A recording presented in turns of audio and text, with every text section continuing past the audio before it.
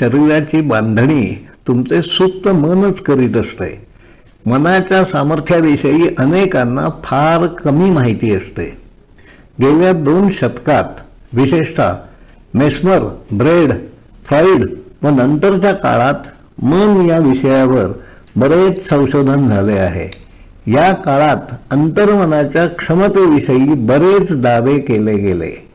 आपल्यामधील अंतर्मनाची सुप्त शक्ती वापरता यायला हवी. संमोहन किंवा स्वसंमोहनामधून मनाला तशी सूचना वारंवार दिली गेली तर सुप्त मनाची ताकद वापरता येते.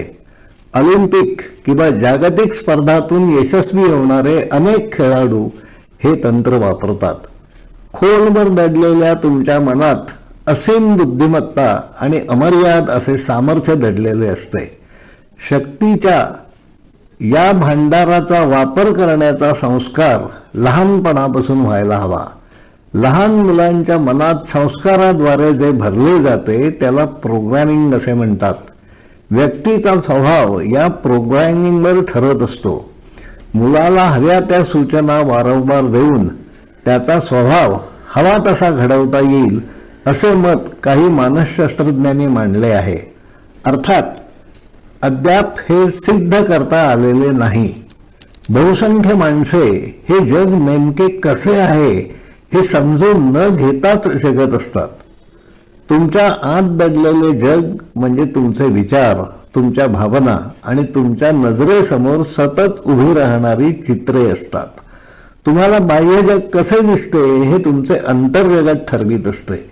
बाहेर दिसणारी प्रत्येक गोष्ट ही जाणीवपूर्वक किंवा अजाणतेपणे तुम्हीच तुमच्या अंतर्विश्वात निर्माण केलेली असते. माणसांना शारीरिक आणि मानसिकदृष्ट्या निरोगी ठेवण्याला समर्थ असेल अशी शक्ती सुप्त मनाच्या रूपात प्रत्येकाच्या आत दडलेली असते.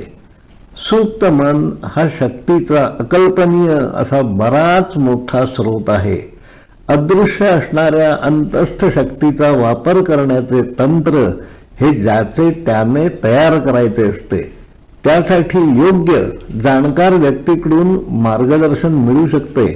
अंतर्मनाच्या शक्तीचा साध्य असणारा स्रोत खुला करून देईल असा संमोहक शोधता यायला हवा. प्रत्येक समस्येचे उत्तर सुप्त मनात दडलेले असते. ते शोधता यायला हवे. तो प्रत्येकाचा हक्क आहे.